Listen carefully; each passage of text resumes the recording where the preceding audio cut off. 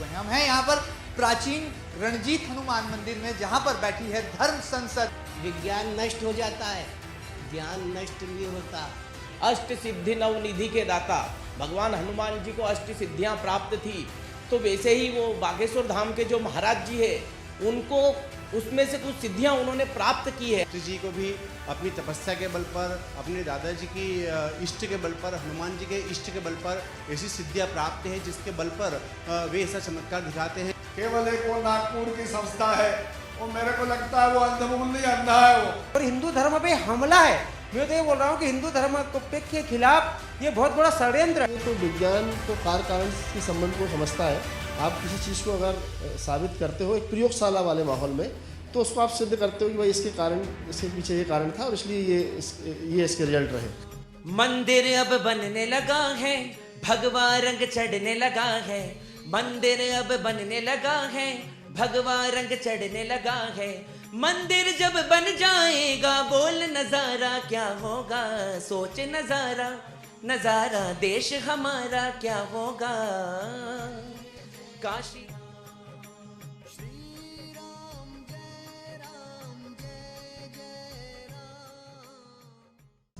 देश में जब जब धर्म पर सवाल उठा है तो बैठी है धर्म संसद, और बात जब आती है आस्था और अंधविश्वास की, तो ऐसे में जरूरत है इस परिभाषा को सुलझाने की, इस पहेली को दूर करने की। आज गणतंत्र दिवस है और हम बात करने वाले हैं देश में धर्मतंत्र क्या दिशा और क्या जागरण कर रहा है।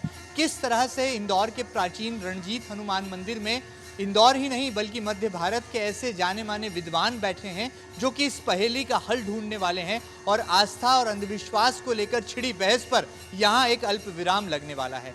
बात चल रही है बार बार बागेश्वर धाम महाराज के चमत्कार की। क्या वाकई में ये चमत्कार है या फिर इसका कोई वैज्ञानिक तर्क है? आइए बात करते हैं, और सबसे पहले आपका मेहमानों से परिचय करा देते हैं, क्योंकि ये बड़े पवित्र और पावन स्थली है जहां पर ये तमाम विदुषियां, तमाम ये जो विद्वान हैं यहाँ पर बैठे हैं, और मंथन होने वाला है कि देश में आस्था और अंधविश्वास को लेकर आखिर क्यों एक बार फिर बहस ने जन्म ले लिया है। आपकी मुलाकात कराएंगे इस बातचीत और इस संवाद में। न्यायमूर्ति की भूमिका भी रखेंगे, और काव्य हृदय हैं, देश ही नहीं बल्कि दुनिया में भारत का झंडा बुलंद करने वाले राष्ट्रकवि पंडित सत्यनारायण सत्तन जी जो हैं यहाँ पर अपने मुखारविंद से आज इस बहस में शामिल होंगे और अपने तार्किक और बौद्धिक क्षमता का परिचय पूरी देश और दुनिया को देंगे। भगवान खजराना गणेश से जो है शुरुआत होती है इंदौर की, और कहा जाता है कि खजराना वाले बप्पा का जिसने आशीर्वाद पा लिया उसके साथ जीत का मंत्र होता है। ऐसे ही हमारे साथ पंडित परम आदरणीय अशोक भट्ट जी महाराज यहाँ पर हमारे साथ मौजूद रहेंगे।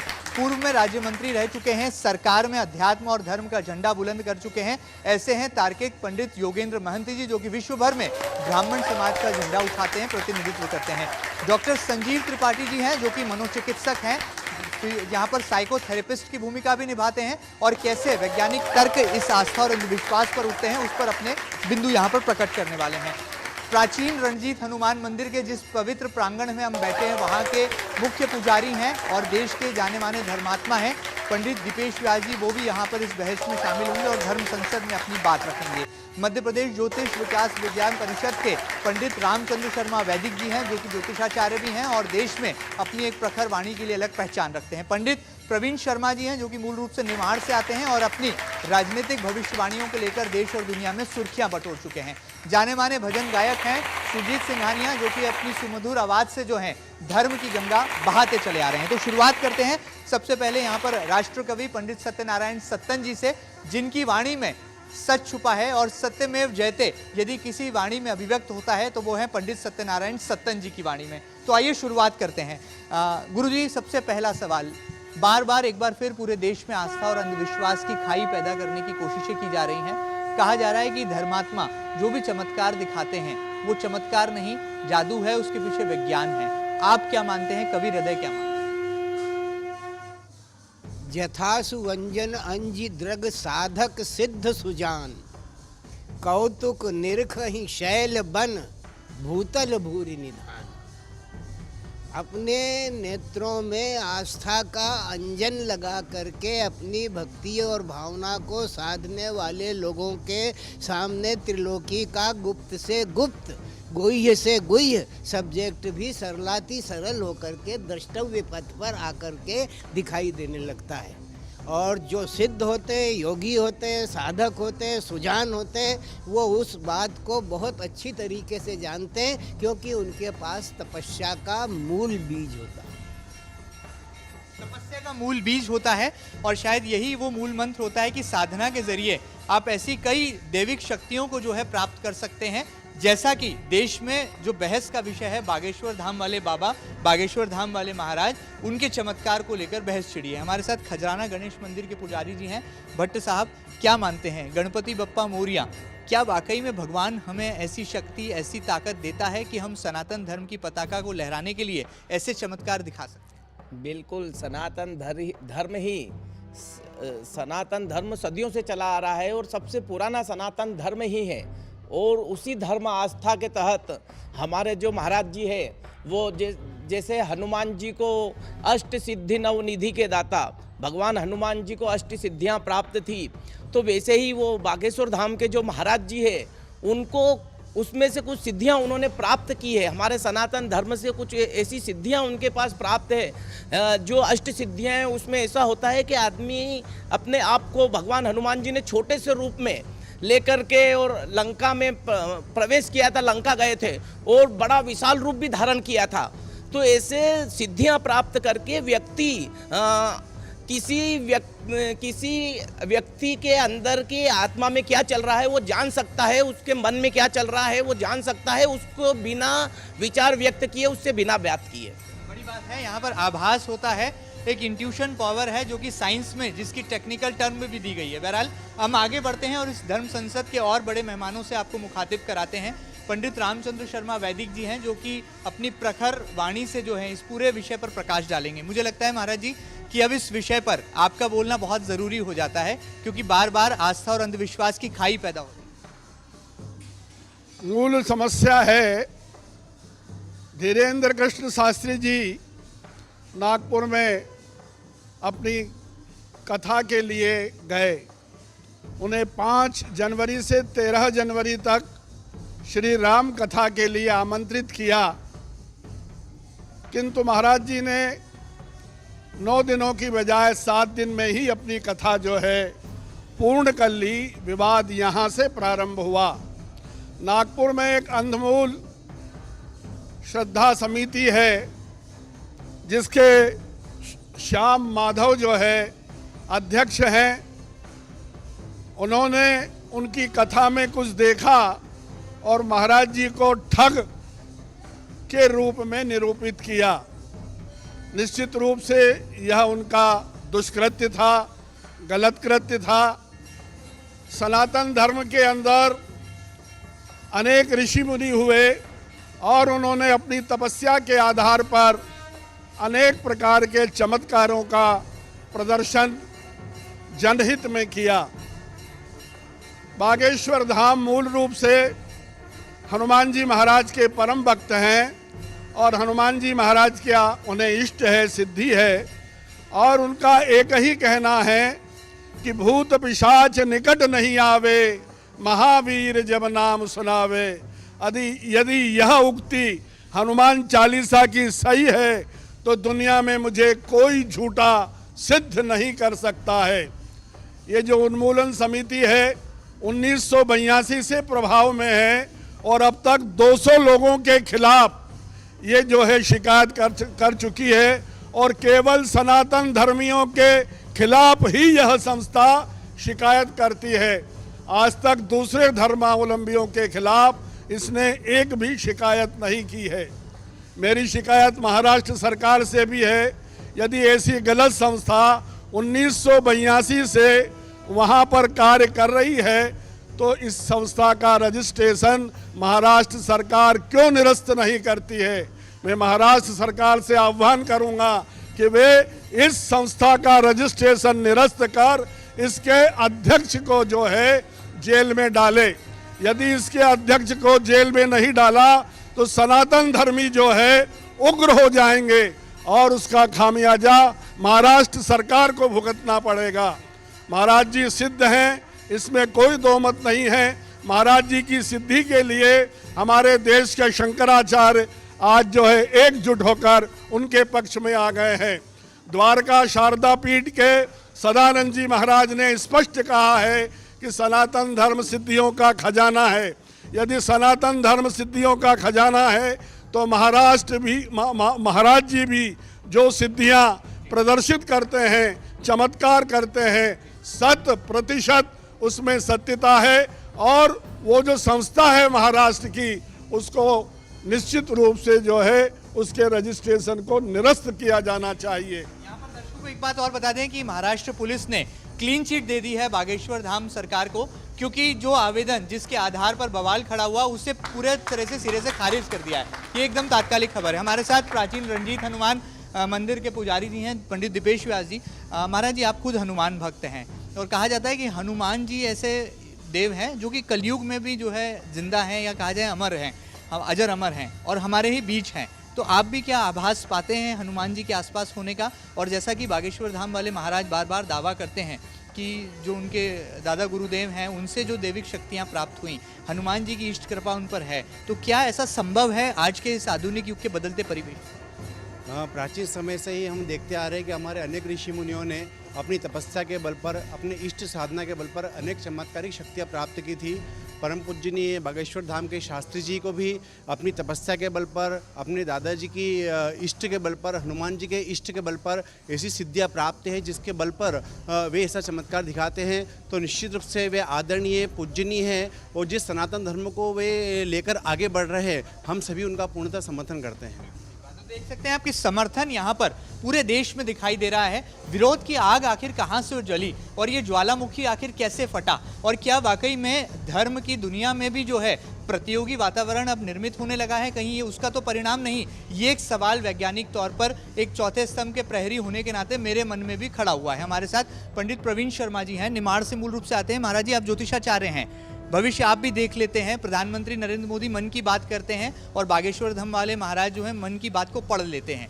क्या इसमें सच्चाई है? और आपके सामने जो तमाम जो अनुयायी जुड़े हैं, क्या आप उनका यहाँ पर दिग्दर्पण करना चाहेंगे, उनको आईना दिखाना?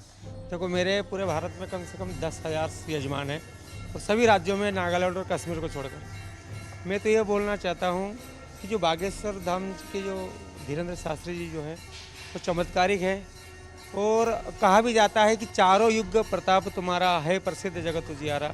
तो हनुमान जी तो चारों युग में हैं और उन्हें सिद्धियाँ वाकई है। लेकिन मुझे जहाँ तक लग रहा है कि हमारे अभी हिंदू धर्म के जो बड़े बड़े जो पदों पे बैठे हैं, अब उनमें ही नहीं एकता है। कोई जैसे हमारे शंकराचार्य जी हैं, अब अभी मुक्तेश्वर जो है शंकराचार्य जी हमारे, वो ही उनके खिलाफ उतर गए हैं कि आप जोशीमठ की दरारें भरो, तेज चमत्कार। तो हिंदू धर्म में अभी सब साधु सन्यासी जितने भी बड़े बड़े पदों पर बैठे हुए हैं, खासकर कुछ न करने वाले शंकराचार्य जी भी, जिन्होंने अपना तब तो कुछ है नहीं, जोशीमठ की दरारें यदि भरने वो महंत जी भरेंगे तो आप शंकराचार्य आप क्या करेंगे? मैं तो उनसे ही प्रश्न उठाता हूँ यहाँ से। हमारे प्रथम शंकराचार्य आदि गुरु शंकराचार्य जी 2500 वर्ष पहले इस भूमि से हिंदू धर्म मात्र 94% गायब हो गया था, अब 6% बचा था। उस समय हमारे आद्य गुरु शंकराचार्य जी आए और 12 ज्योतिर्लिंगों की स्थापना की और वापस इस भूमि पर हिंदू धर्म को जीवित किया, तर्क के आधार पर, तलवार के आधार पर नहीं, वापस जीवित किया।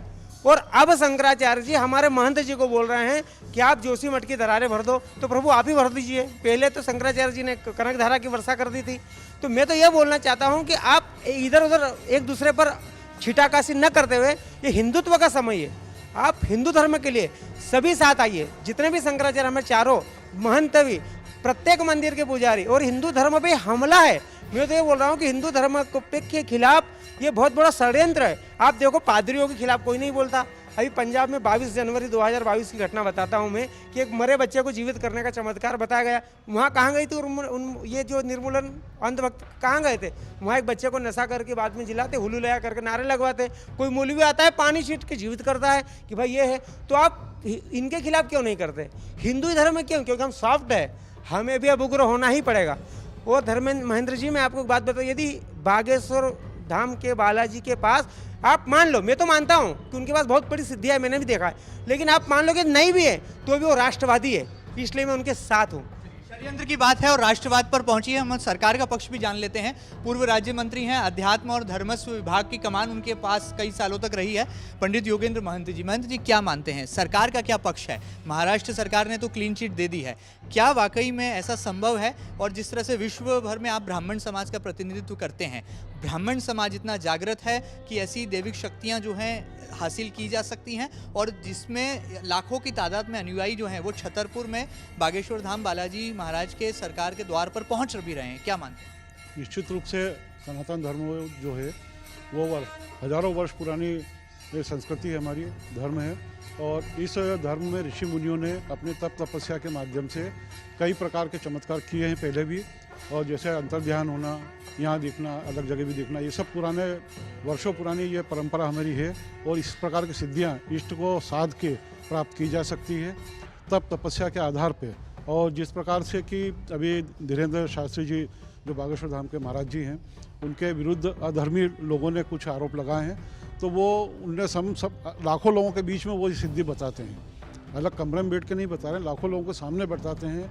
कई कैमरे वहाँ लगे होते हैं, कई प्रकार की व्यवस्था होती है, और हर व्यक्ति को वो चैलेंज करके बोलते हैं कि भाई ये आप बताइए, और उसमें से वो जो लोग आते हैं उनको मन की बात पढ़ के बताते हैं, तो ये उनको इष्ट देवता की सिद्धि प्राप्त है। ये सिद्धि है या फिर इसके पीछे कोई साइंस है, विज्ञान है? हमारे साथ यहाँ पर साइकोथेरेपिस्ट हैं डॉक्टर संजीव त्रिपाठी जी, क्योंकि कहा जाता है कि हर मर्ज की दवा डॉक्टर के पास होती है। तो डॉक्टर साहब यहाँ पर क्या कहते हैं, विज्ञान उन्हें क्या कहने के लिए जो है बाध्य करता है, आइए जानते और समझते हैं। डॉक्टर साहब क्या मानते हैं?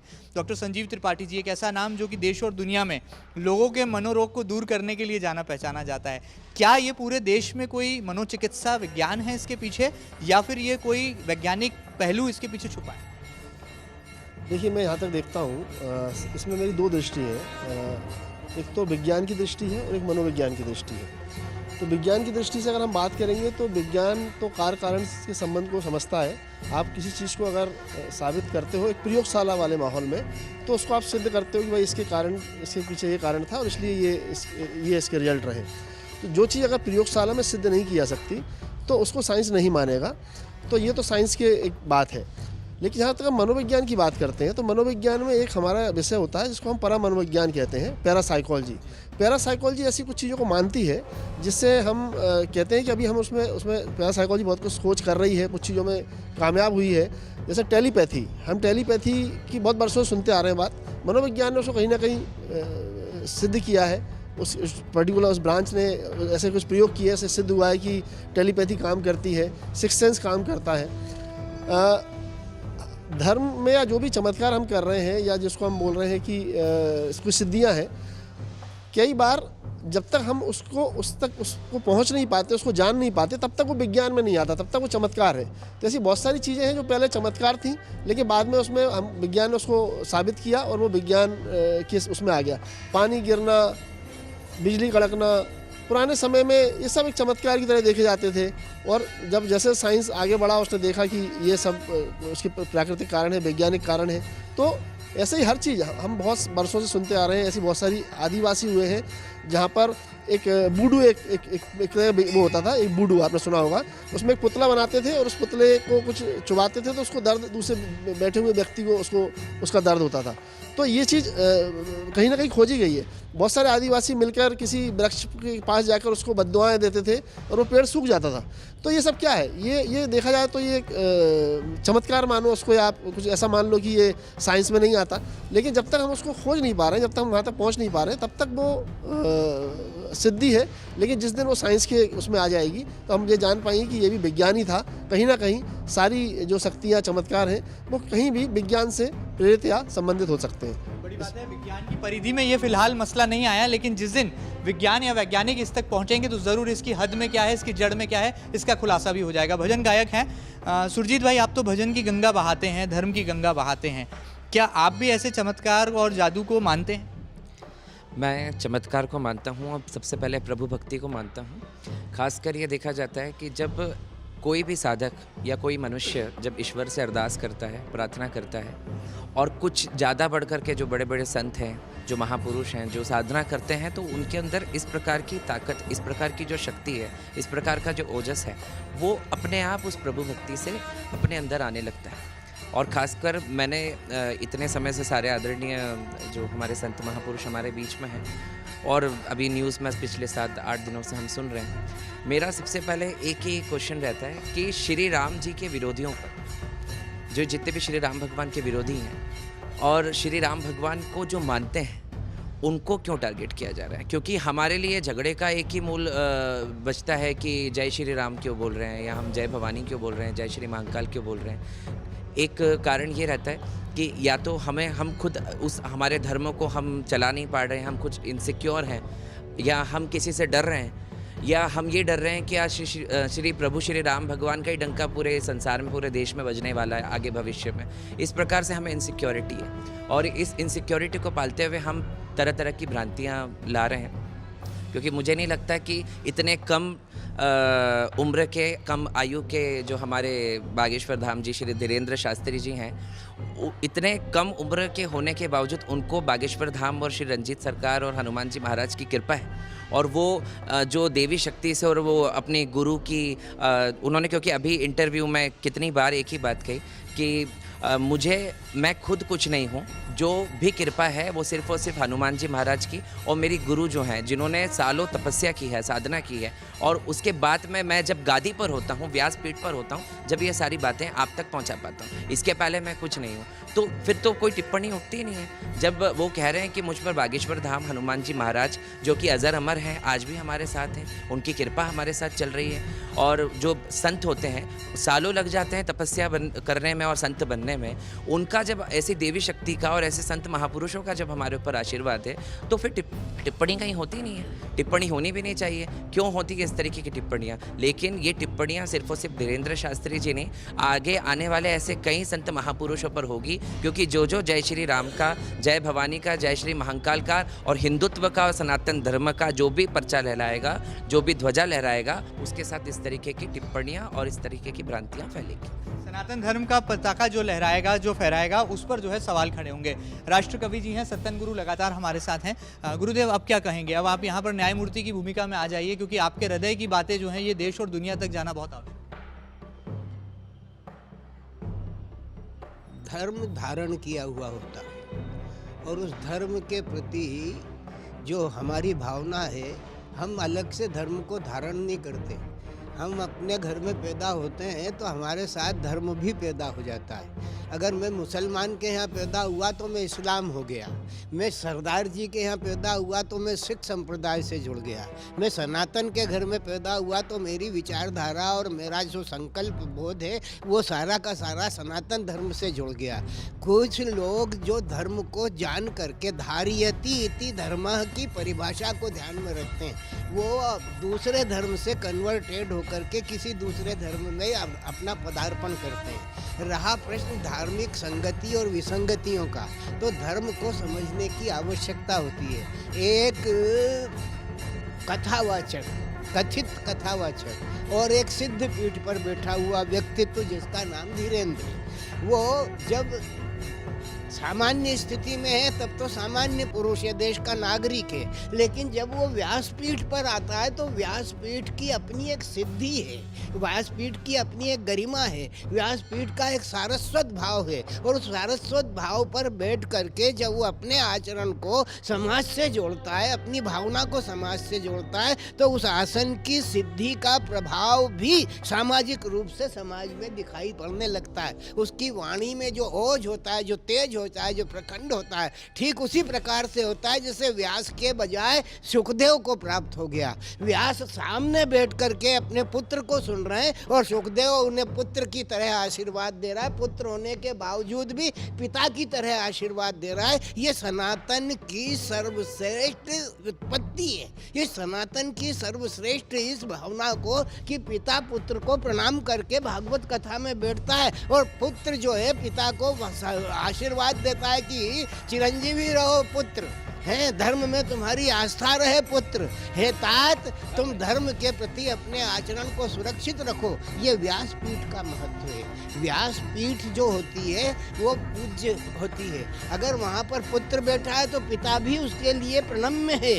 पिता के द्वारा भी उसे प्रणाम किया जाना चाहिए, क्योंकि वो पुत्र को किया हुआ प्रणाम नहीं, किसी आचार्य को किया हुआ प्रणाम है, व्यासदेव को किया हुआ प्रणाम है, माता सरस्वती शारदा को किया हुआ प्रणाम है, और सदगुरुदेव को किया हुआ प्रणाम है। और सदगुरुदेव कौन है सदगुरुदेव? और वो सदगुरुदेव अगर कोई है तो वो अकेले भोलेनाथ है, विश्वेश्वर हैं, महेश्वर हैं, कलाधर हैं, उनको किया हुआ प्रणाम है, जो कहीं पर भी सहज भाव से योगी बन करके बैठ जाते हैं। रहा प्रश्न मान्यताओं का और उसके ऊपर होने वाली आपत्तियों का, तो बहुत सारे स्वामी प्रसाद मौर्य हैं जो घूम रहे हैं देश में, हैं? नाम के स्वामी होने से अपने आप को स्वामी समझ लेना बहुत बड़ी विसंगति है। जिन्होंने रामचरितमानस का अध्ययन नहीं किया, जिन्होंने रामायण को जाना नहीं, अगर वो उसकी आलोचना करने के लिए खड़े हो जाएं, एक बालक उसकी उम्र को 26 साल मान करके उसे अधकचरा बनाने की कोशिश करें, तो ये बालक है, अगर 11-12 साल के बालक लव कुश परमपिता परमात्मा राम को हरा देने की ताकत रखते हैं, तो उनके पास जो जीविका शक्ति है, उनके पास जो शुक्राणु है, उनके पास जो उनकी जो वंश परंपरागत स्थितियां हैं, उनको नकारने की ताकत किसी में नहीं होती, क्योंकि वो प्रतिभा शुक्र संभूत प्रतिभा होती है, और जो शुक्र संभूत प्रतिभा होती है उससे कोई भी पुत्र अपने बाप से पहले पूजने की योग्यता रखता है। इसका प्रमाण जानना चाहते हो तो गजानन जी के मंदिर में जाकर के देख लो, बाप से पहले बेटे के चरण स्पर्श करने की आज्ञा पिता स्वयं देते हैं। गणेश जी के पुजारी बैठे हैं यहाँ पर, है माता जी जो अपने स्थान पर अपना काम करती है सर्वशक्ति महामाया दिव्य ज्ञान स्वरूपणी, जो दिव्य ज्ञान की स्वरूपणी है, वो मातेश्वरी भगवती जो है वो नवदुर्गा के रूप में, नवदुर्गे वो नवदुर्गा के रूप में व्यवस्थित होती है। तो जब आचार्य व्यक्तित्व व्यास अपनी पीठ पर बैठ करके किसी को व्याख्यायित करता है, तो वो व्याख्यायित नहीं करता, वो एक परम शक्ति व्याख्यायित करती है। वो जो परम शक्ति उसे व्याख्यायित करती है, वो परम शक्ति का प्राप्ति केंद्र व्यासपीठ है, व्यास गादी है। उस व्यास गादी पर बैठने के बाद सरस्वती स्वयं दौड़ करके उसके पास में चली आती है और उसे आशीर्वादित करती है। इसके एक नहीं अनेकानेक उदाहरण है। अभी जैसा कहा गया विज्ञान नष्ट हो जाता है, ज्ञान नष्ट नहीं होता। ज्ञान जो है वो उसका बाप है विज्ञान का। आपके पास में ये जो टटुमरा है, इसके पहले बहुत सारे आ गए थे, इस टटुमरे के पहले बहुत सारे मोबाइल आ गए थे, बहुत सारे टेलीफोन आ गए थे, वो सब कचरे में फेंका गए, आज उनकी कोई कीमत नहीं। विज्ञान जो है प्रतिपल परिवर्तनशील है, लेकिन ज्ञान अपरिवर्तनशील है। वो अपने स्थान पर सुनिश्चित होकर के अपने बेटों का पालन पोषण करता है, क्योंकि ज्ञान और वैराग्य दोनों भक्ति के पुत्र हैं, और भक्ति के पुत्र होने के परिणाम स्वरूप जब तक मनुष्य के हृदय में भक्ति का निवास नहीं होगा, तब तक उसे ना तो ज्ञान प्राप्त होगा, ना उसे वैराग्य की स्थापना होगी। मनुष्य के शरीर में एक अव्यक्त शरीर होता है, सूक्ष्म शरीर होता है। वो सूक्ष्म शरीर जब अपनी साधना में रत होता है, तो उसे प्रगट बनिक जहाँ गुप्त होने वाले जो खजाने हैं वो उसे प्रगट दिखाई देने लगते हैं। उसके नेत्रों में इतनी शक्ति और सामर्थ्य आ जाती है, वो साधना का फल है। मैंने पहले ही अपने पहले बयान में ये कहा था कि साधक सिद्ध और सुजान है। अब आप उसको उल्टा करके चलो, जो सुजान है वही साधक है, और जब साधना करेगा तब जा करके वो सिद्धि को प्राप्त करेगा। सिद्धि एरे गेरे को प्राप्त नहीं होती। तो जो सिद्धि का प्रकाशन करने वाले लोग होते हैं वो केवल विज्ञापनीय व्यक्तित्व होते हैं। उनके पास ना तो भक्ति की ऊर्जा होती है, ना ज्ञान का प्रभामंडल होता है। जिनके पास ज्ञान का प्रभामंडल होता है वो सबको बराबर तोलने के पश्चात उसका निर्णय करते हैं। नीर क्षीर विवेक जिसे कहा जाता है वो करते हैं। जो लोग रामचरित पर आपत्ति उठाते हैं, जो लोग हनुमान जी को लेकर के बातें क्या करते हैं, जो लोग किसी कथावाचक को लेकर के आपत्तियां दर्ज करते हैं, उनके अंतर मन में धर्म को जो है ह्रासित करने का भाव होता है। वो इस महान धर्म में, हमारी सरकार भी जो है वो धर्म के नाम पर जो प्रचार कर रही है, आजकल मूर्तियाँ बिठा दी। मूर्तियाँ बिठाने से क्या है, आज आप जिस धर्म के लिए आप वो हैं, तो हमारे यहाँ पर एक आज्ञा दी गई है कि सर्वधर्म समानत्व स्वदेशी स्पर्श भावना। हम किसी भी धर्म के प्रति दुराग्रह का भाव नहीं रखते, सदाग्रह रखते हैं और उसकी इज्जत करना जानते हैं। हम चाहे वो कोई सा भी धर्म हो, उस धर्म के प्रति हम अपने आप को आस्थावान बनाने का प्रयत्न करते हैं और उस धर्म को लेकर के ही यहाँ पर अगर विसंगति की बात पैदा करी जाती है, किसी व्यास को लेकर के बात की जाती है, राम को लेकर के बात की जाती है और रामचरितमानस को लेकर के बात की जाती है, तो ये बातें करने वाले लोग वही हैं जिन्होंने रामचरित का समूल अध्ययन नहीं किया, जिन्होंने रामचरित को समझा ही नहीं, जिन्होंने उसका एक भी अध्ययन, वो तुलसी को जाने क्या, तुलसी शब्द का ही अर्थ है तू सर्वनाम है। जो शब्द संज्ञा शब्द के बदले में आते हैं वो सर्वनाम होते हैं। तो मैं क्या जाए, मैं क्या है और तू क्या है, सर्वनाम है। सर्वनाम मतलब क्या, जिसमें सारे नाम आ जाएं, वो सर्वनाम है। वो सर्वनाम कौन है, वो एक अकेला राम है जिसमें सारे राम आ जाते हैं। क्योंकि कभी भी कोई भी अपने जीवन का परित्याग करता है तब उसके कान में एक ही भाषा बोली जाती है कि राम नाम सत्य है। वो सर्वनाम है, राम सर्वनाम है। वो रमेती थी रामम, जो रमण करता है, जो रमा हुआ सचराचर में, जिसका उर्हे जड़ चेतन धान, वह जगत पिता हो ध्यान मग्न, करता जगती का कल्याण। वही कल्याण का मूल कारक है, वही राम है, वही रमेती है, वही रमैया है। और उसी आपको समझने के लिए ये तीन श्रेणियां काम करती हैं, साधक, सिद्ध और सुजान। जब साधक सिद्ध होकर के, सुजान होकर के सिद्ध होता है, तब वो सर्वे भवन्तु सुखिनः, सर्वे सन्तु निरामयः, सर्वे भद्राणि पश्यन्तु, माँ कश्चित् दुग्भाग् भवेत् के मंत्र का उच्चारण करता है। ना उसे हिंदू दिखता है, ना मुस्लिम दिखता है, ना सिख दिखाई देता है, ना ईसाई दिखता है, ना उसे क्रिश्चियन दिखता है। उसे समष्टि में सब बराबरी का बराबर के लोग दिखाई देते हैं। वो सभी का कल्याण करता है। इसीलिए व्यास ने कहा कि अष्टादश पुराणेषु व्यासस्य वचनद्वयम् परोपकाराय पुण्याय पापाय परिपीडनम्। जो परोपकार करना नहीं जानते वो राक्षस धर्म का निर्वाह करते हैं।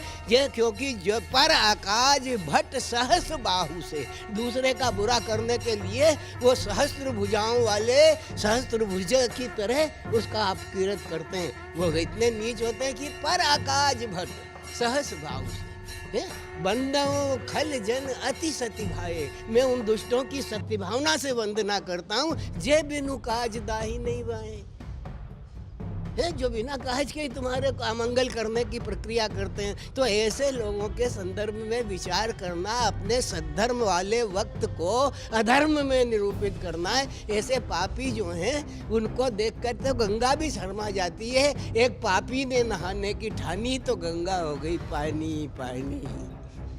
धर्म और अधर्म की बात है। पंडित दीपेश व्यास जी हैं, क्या कहेंगे आप? अब आप यहाँ पर बात को जो है धर्म संसद के जो है उतार पर ले जा रहे हैं, तो किस तरह से सनातन धर्म की पताकाओं को लहराने का, जैसा कि आदरणीय सत्तन गुरु जी ने संदेश दिया, आप यहाँ से संदेश देंगे जो दुनिया भर में? नहीं, जो गुरुदेव ने बोला है कि विज्ञान नष्ट होता है किंतु ज्ञान कभी नष्ट नहीं होता, और विज्ञान चूँकि निरंतर प्रतिपल बदलता रहता है, तो मैं भी उस बात का समर्थन करता हूँ। मैं गुरुदेव के साथ में हूँ, मैं बागेश्वर धाम के साथ में हूँ, और सनातन धर्म के जो साथ चलेगा, हम सभी रंजित भक्त मंडल परिवार सभी भक्त उन्हीं के साथ में हैं। सनातन धर्म के साथ जो चलेगा। महाराज जी आप क्या कहेंगे? क्योंकि खजराना गणेश जी का जो दरबार है, कहा जाता है, जैसा कि गुरुदेव ने कहा कि पहले पूज्य के जो हैं वो गणेश जी हैं, तो गणेश जी महाराज के मंदिर से जो संदेश जाना है वो पूरी दुनिया को छूना। बिल्कुल। वक्रतुंड महाकाय सूर्यकोटि समप्रभा निर्विघ्नं कुरु मे देवः सर्व कार्येषु सर्वदा। सभी लोगों के कार्य निर्विघ्न संपन्न हो, हम ऐसी भगवान से प्रार्थना करते हैं। और पक्ष विपक्ष हमेशा चलता रहेगा, धर्म अधर्म की हमेशा लड़ाई होती रहेगी, हमेशा धर्म की ही जीत होगी।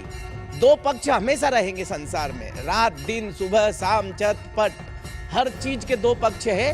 तो उन दो पक्ष में हमेशा विवाद चलता रहेगा और हमेशा धर्म की पताका लहराती रहेगी, सनातन धर्म की जय जयकार होती रहेगी। जय गणेश। पक्ष और विपक्ष की बात है, महाराज जी क्या कहेंगे आप? पक्ष और विपक्ष, यहाँ पर धर्म और अधर्म पर जो है बात आकर रुक गई है, और किस तरह से आपको लगता है कि अब इस विवाद पर भी जो है पूर्ण विराम लगा देने की ज़रूरत है, क्योंकि देश और दुनिया को बहुत आगे, हमें विश्व गुरु बनाना है भारत को, और हमारे पूरे राष्ट्र की पताकाएं पूरी दुनिया भर में लहराएं, उस दिशा में भारत देश को ले जाना है। लेकिन सरकारें हों या हमारा सरकारी तंत्र हो, वो इस तरह के विषयों पर जो है आकर के टिक जाता है, रुक जाता है। देखिए, सरकारें आती है जाती है, किंतु धर्म जो है अमिट है। धर्म की जो परिभाषा गुरु ने बताई, वो परिभाषा निश्चित रूप से आज पूरे देश के अंदर उसका प्रचार प्रसार सम्यक रूप से होना चाहिए।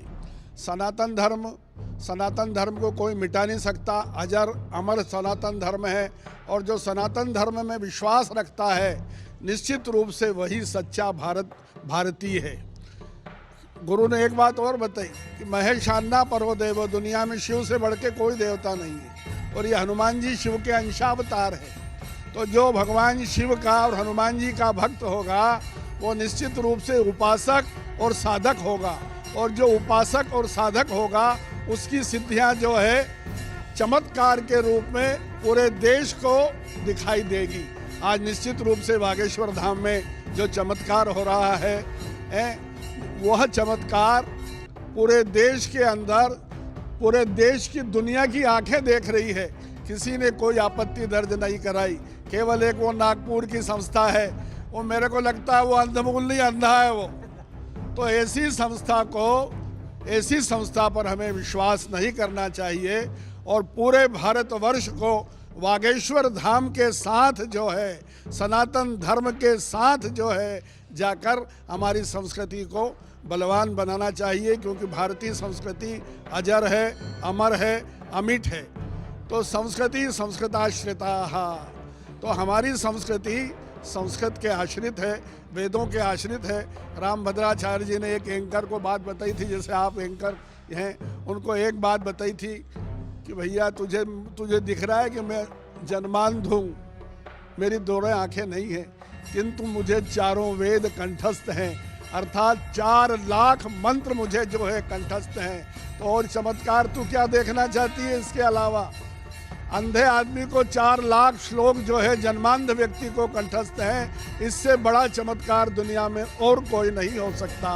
सर्वे भवन्तु सुखिनः, सर्वे सन्तु निरामयाः, सर्वे भद्राणि पश्यन्तु माँ कश्चित् दुख भाग भवेत्। हम तो इस संस्कृति के जो है परिमार्जक हैं, और यही संस्कृति यानी सनातन संस्कृति ही देश में सभी का कल्याण करेगी। और बागेश्वर धाम के जो है स्वामी जी महाराज जो है वो भी चमत्कारी है, इसमें कोई दो मत नहीं है। निश्चित रूप से उनका चमत्कार सत्य है, सत्य है, सत्य है। प्रमाण पत्र यहाँ पर मिल गया है बागेश्वर धाम महाराज जी को। जी जी जी। हनुमत से ही सर्व सुख करही, जो देवताओं के चक्कर में पड़ेगा। केवल हनुमान जी की आराधना करोगे तो साक्षात सीताराम भगवान उनके हृदय में निवास करते हैं, और उनके पास सारी की सारी अष्ट सिद्धि 9 निधियों का निवास होता है। इसलिए हाँ, और देवता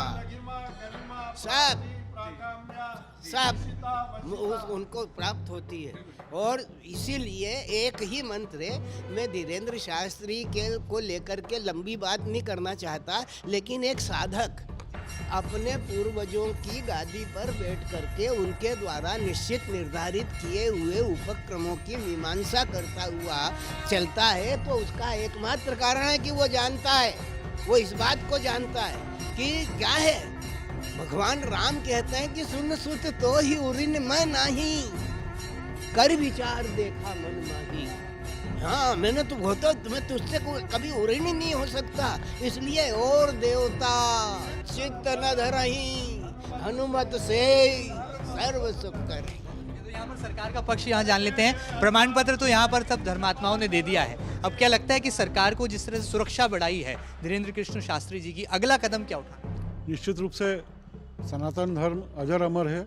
न सनातन धर्म को मुगल सम्राट लोग कोई नुकसान पहुंचा पाए, न अंग्रेज लोग पहुंचा पाए, और सनातन धर्म जो है अजर अमर होने के साथ में जो सभी लोगों का मत है, और जिस प्रकार से सनातन धर्म को अधर्मियों की बात पर जाना नहीं है, क्योंकि एक अधर्मी, पूर्व में भी दानव देवता का समय था, इस समय भी जब धर्मावलंबी है, सनातनी है, तो कुछ लोग विरोधी रहेंगे ही सही। उनकी बात, उनकी तथ्य विहीन बात पे नहीं जाना है। वो सरकार और पूरे सनातन धर्म सब धर्म के साथ में है और धर्म की पताका जो है वो लहराती रहेगी। धर्म की पताका लहराती रहेगी। विज्ञान क्या लग रहा है कि खोज कर रहा है और ये खोज होती रहेंगी, ताकि जो माइंड गेम की बात निकल कर आ रही है, देश में कहा जा रहा है साइकोलॉजिस्ट जो हैं माइंड गेम उठाते हैं। जी जी जी, मैं प्रश्न ले लेता हूँ फिर आपसे। विज्ञान हमारे चमत्कार को कब मान्यता प्रदान करेगा? कब मान्यता प्रदान करेगा विज्ञान? क्या लग रहा है आपको कि ऐसे चमत्कारों पर भी अब खोज चल रही है? चमत्कार, जी जी जी, मैं धर्म पहली बात तो मैं व्यक्तिगत रूप से धर्म और विज्ञान को अलग नहीं मानता। धर्म और विज्ञान जुड़े हुए हैं आपस में। जैसे उन्होंने बताया ज्ञान से विज्ञान आया, तो डेफिनेटली विज्ञान बाद में आया, पहले ज्ञान आया और ज्ञान धर्म से आया। तो मैं इस बात से बिल्कुल इनकार नहीं करता हूँ कि ऐसा है, लेकिन चमत्कार को एक नहीं इसको सिद्ध करना है। बहुत सारी बातें हैं धर्म में, हमारे आस्थाओं में, हमारी उसमें, वो कहीं ना कहीं चमत्कार के रूप में भी हमको दिखाई देती हैं। हम उसका प्रभाव हमेशा महसूस करते आए हैं। और जैसे मैं बात करता हूँ मनोविज्ञान में एक सम्मोहन तंत्र मंत्र की तरह देखा जाता था। आज सम्मोहन चिकित्सा होती है, तो आज वो पहले वो तंत्र मंत्र था, आज वो विज्ञान है। तो ऐसी बहुत सारी बातें हैं जो आज हमारे लिए चमत्कार है, कल हमारे लिए वो विज्ञान होंगी। और विज्ञान धर्म से अलग नहीं है, विज्ञान और धर्म एक ही है। विज्ञान और धर्म एक ही है, ये यहाँ पर उपसंहार निकल कर आए हैं। पंडित प्रवीण शर्मा जी हैं, कुछ कहना चाहते हैं। महाराज जी क्या कहेंगे? धर्म की पताकाएं लहराने का संदेश तो संप्रेषित हो। देखो अब क्या है, देश में राम राज्य आने वाला है, और राम राज्य का अर्थ जैसे हमारे स्वामी जी ने बोला कि हिंदू राष्ट्र की परिकल्पना। अब मैं तो हिंदू राष्ट्र पे विश्वास रखता हूँ। तो हिंदू राष्ट्र का अर्थ ये भी नहीं होता कि दूसरे उनको कष्ट देना। हम तो बोलते हैं, नानक देव जी ने कहा ना, सोचे सोचन होई जो सोचे लगवार, छुपे छुपे ने होई जो लाए राले उतार, क्यों सचियारा होई के कूड़े पूटे पाल, हुकुम रजाई चालना नानक लिखिया ना। अब हिंदू राष्ट्र की ही बात करते हैं, तो हिंदू राष्ट्र का अर्थ क्या है? तुलसी बाबा, यहाँ भी गुरुदेव बैठे हैं, सत्यन जी, अब इनसे बड़ा तो कोई है नहीं। मैं बोल रहा हूँ इनके सामने कि हिंदू राष्ट्र क्या है। तुलसीदास जी ने लिखा है, रामायण में भी हिंदू राष्ट्र कैसा होना चाहिए। महात्मा गांधी जी ने कैसा हिंदू राष्ट्र बनाया। हिंदू राष्ट्र क्या? हिंदू धर्म के अनुसार चलना। तो कैसा कि राम जी के राज्य में क्या था? देहिक देविक भौतिक तापा, राम राज मह को हुन व्यापा। मतलब किसी को कोई पीड़ा ही ना हो, एक दूसरे को लेकर चले, वह हिंदू राष्ट्र।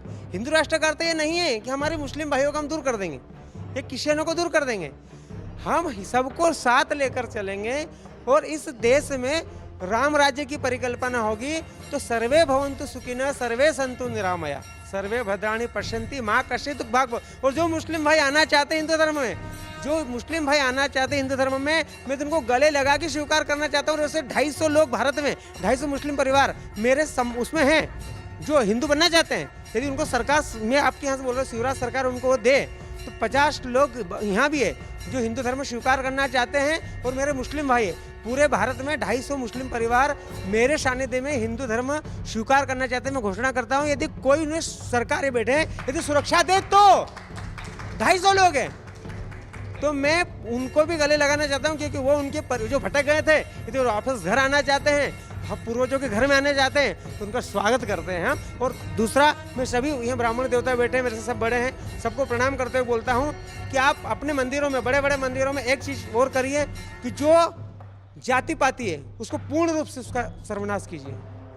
जाति पाति को हिंदू धर्म से जिस दिन जाति पाति महेंद्र जी नहीं हटेगी, जाति पाति हिंदू धर्म की सबसे बड़ी कमजोरी है। और ब्राह्मण कौन है?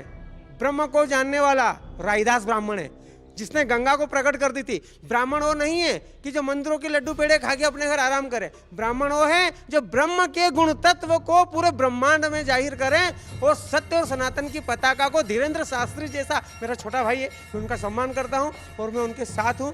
और यहाँ सत्यन जी को भी प्रणाम करता हूँ, जिनके ज्ञान से आज हमें प्रकाशित हो। में राम है और जो राम का नहीं वो किसी काम का नहीं, ऐसा संदेश दे रहे हैं। सुरजीत जी, जाते जाते संगीत में समाप्ति कर दीजिए इस पूरी बहस की, इस पूरी चर्चा की।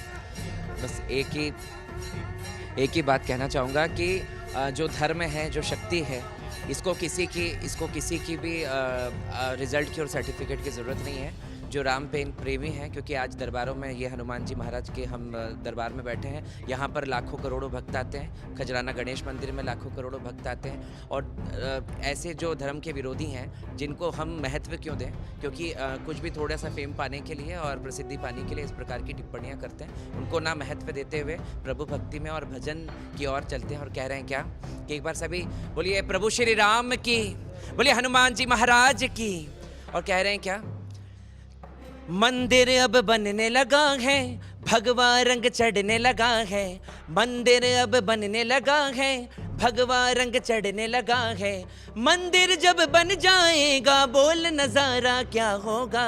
सोच नजारा, नजारा देश हमारा क्या होगा।